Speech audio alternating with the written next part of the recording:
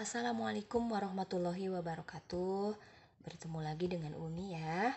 Sebelumnya Uni akan mengucapkan puji syukur kehadirat Allah Subhanahu wa taala yang telah memberikan kita kesehatan, kekuatan serta semangat ya pagi ini untuk melanjutkan pembahasan kita ya, terutama di materi IPA, ilmu pengetahuan alam. Kalau sebelumnya pelajaran tematik atau ilmu pengetahuan umum kita fokus ke matematika atau berhitung.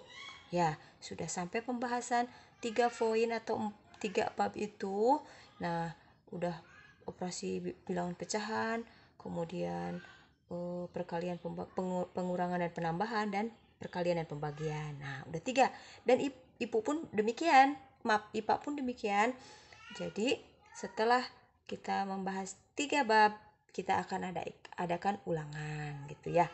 Nah, ini kita mengulas saja karena ini sudah diberikan Umi di kelas ya.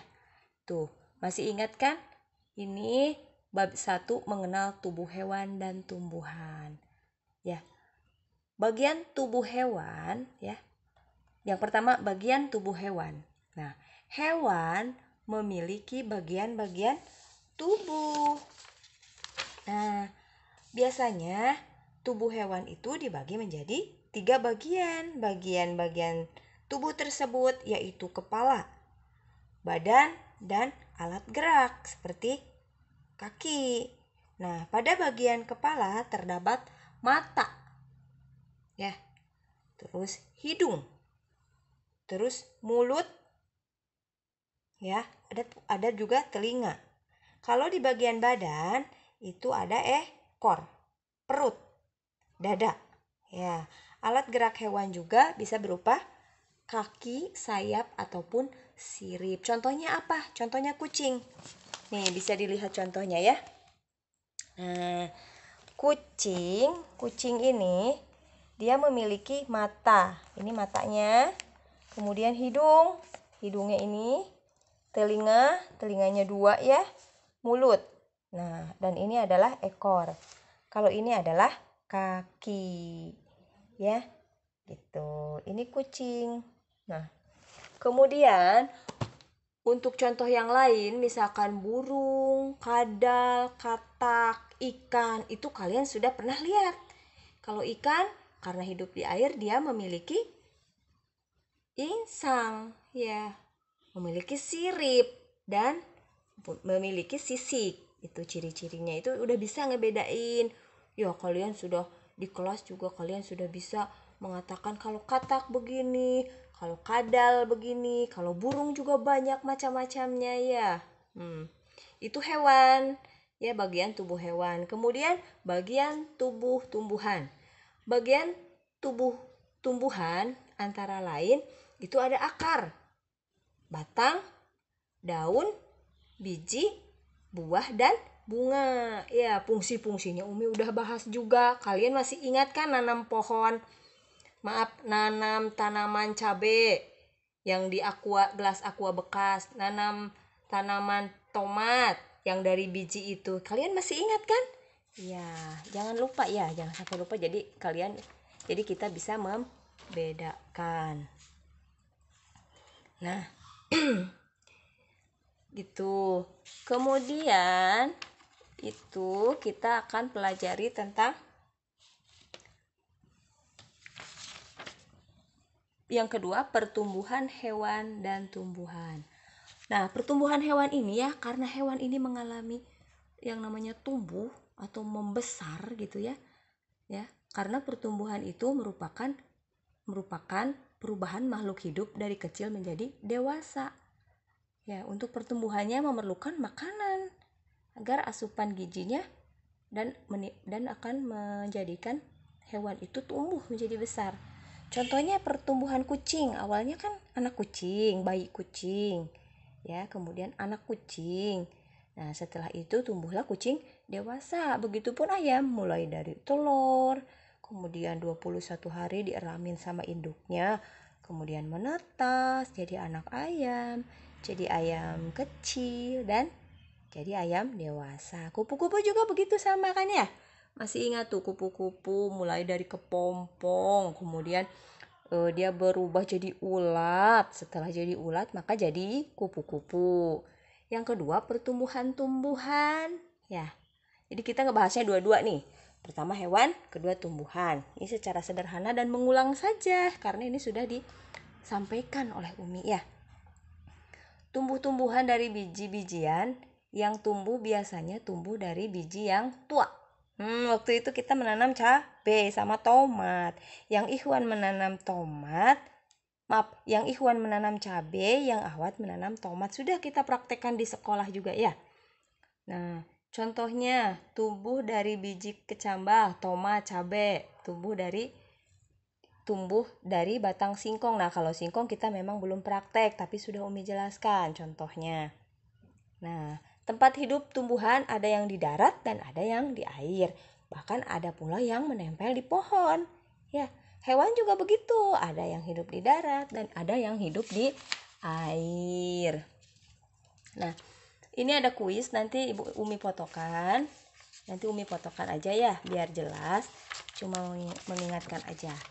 Nah, kemudian ini klasifikasi tumbuhan ya.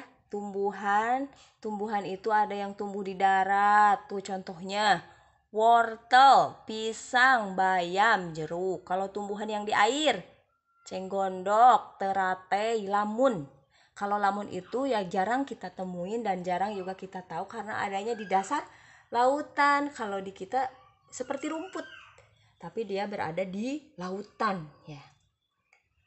Nah, kemudian tanam tumbuhan menempel di batu. Ada nih lumut atau bunga rambat. Itu mereka hidupnya itu menempel ya.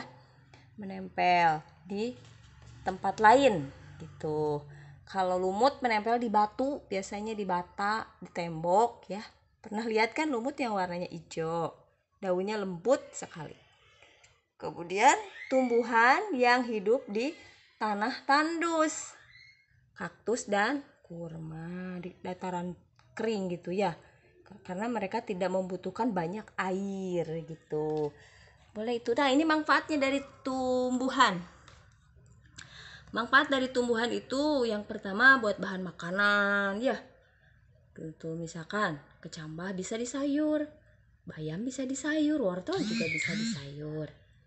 Nah, kemudian kalau untuk bumbu bisa jahe, kuning, kemudian lada, lengkuas itu ya, sirih, terus serai gitu ya, bawang merah, bawang putih. Itu banyak tuh tumbuhan yang bisa pakai bumbu atau membuat jamu juga bisa.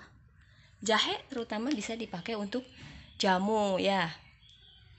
Yang selanjutnya melindungi dari panas matahari. Pohon yang rindang itu kan tumbuhan dan kegunaannya atau manfaatnya itu untuk melindungi kita dari terik matahari ya. Atau misalkan kita ke suatu tempat yang indah yang membuat segar dipandang gitu ya. Nah, kalau kita ke tempat-tempat kayak taman, itu tumbuhan diatur sedemikian rupa untuk memanjakan mata kita ya, supaya kita merasa senang melihatnya. Tuh, itu salah satu manfaat dari tumbuhan bunga. Kemudian untuk membuat baju, ada gitu ya tumbuhan yang bisa membuat baju. Nah, baju yang kita pakai itu terbuat dari kapas. Ya, kapas diolah, kemudian ditenun, kita kainnya jadi kain dan kainnya kita buat jadi baju. Nah, itu manfaatnya dari tumbuhan ya untuk kehidupan kita sehari-hari. Jadi otomatis kita tidak bisa terlepas dari hewan dan tumbuhan ini. Nah, kalau hewan klasifikasinya atau penempatannya nih. Hewan darat. Hewan darat ini yang diternak ya, ada sapi, domba, kuda, ayam ya. Sapi itu manfaatnya apa? Sapi bisa diperah susunya, diambil dagingnya, atau bahkan kulitnya juga bisa digunakan untuk baju atau untuk sepatu, tas ya. Begitupun dengan kambing, atau ya kita sebutnya domba gitu ya. sama, dagingnya bisa dimakan, susunya bisa diminum, kulitnya bisa digunakan untuk hal lain. Nah, kuda hewan yang dapat diternak juga. Dan kuda ini merupakan salah satu alat transportasi. Kalau zaman dulu ini kuda sebagai alat perang, ya. Itu pemanfaatannya. Dan ayam, kita tahu, kita makan telur ayam, daging ayam, ya. Ya, jadi itu seperti itu. Nah, sekarang hewan darat di rumput kering, atau kita sebut hewan sabana. Ini ada jerapah, ada zebra, dan singa. Nah, selanjutnya ini ada hewan yang hidup di air. Nah, di hewan hidup di air juga ya, ada dua, ada yang di air tawar dan di air laut. Kita tahu di air tawar itu ikan lele yang seperti sering kita makan ya. Ikan juga banyak macamnya, nanti lele juga banyak macamnya, tapi kita sederhanakan ya. Kalau hewan yang hidup di air itu adalah ikan dan lele. Kalau di laut ada gurita, ubur-ubur ya, kemudian lumba-lumba ya, masih banyak contohnya yang lain. Nanti boleh dicari, ditanya sama ayah bunda ya. Hewan darat di hutan. Nih, hewan di darat juga ada yang tinggalnya di hutan. Kalau tadi yang diternak, kalau ini di hutan.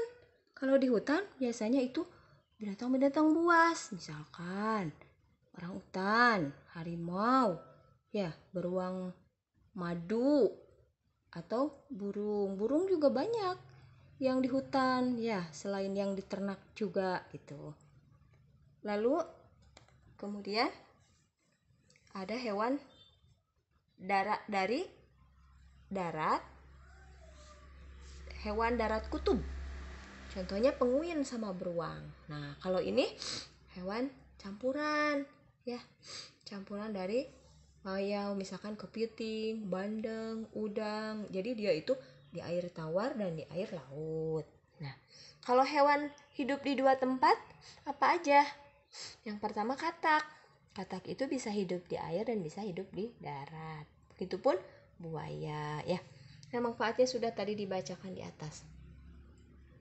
Nih, boleh kalau kurang-kurang waktunya kan bisa nanti ditanyakan ke Umi langsung atau ke ayah bunda ya. Boleh.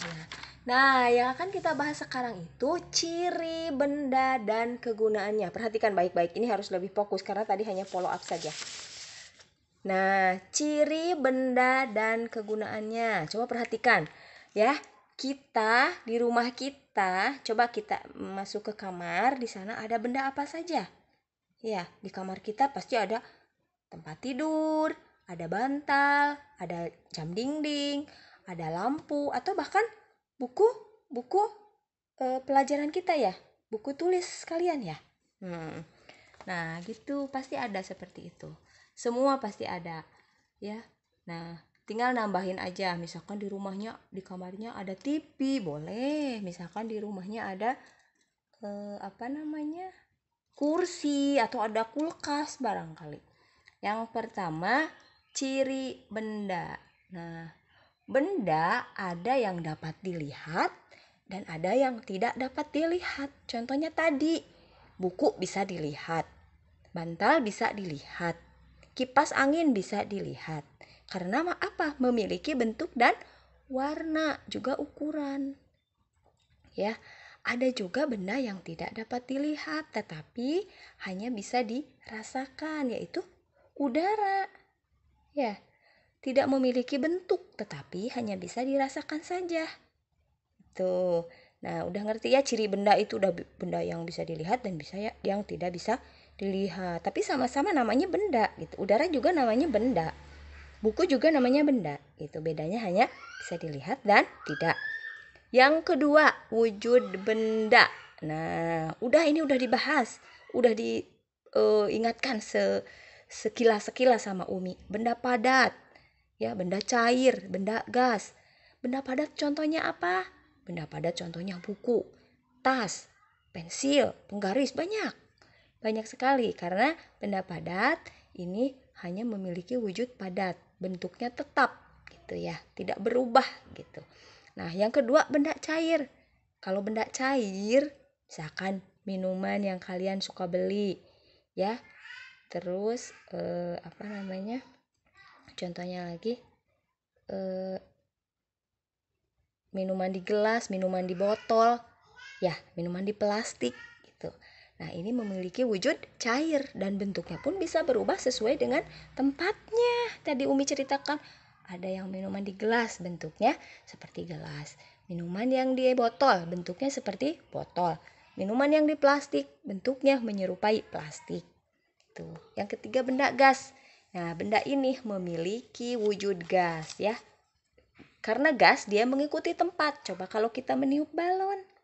Ya, otomatis si gasnya itu mengikuti besarnya balon. Kalau kita niupnya setengah besar, gasnya setengah besar. Kalau kita meniupnya full seluruhnya, makanya gasnya juga ikut memenuhi balon tersebut. Ya, udah dijelaskan pasti.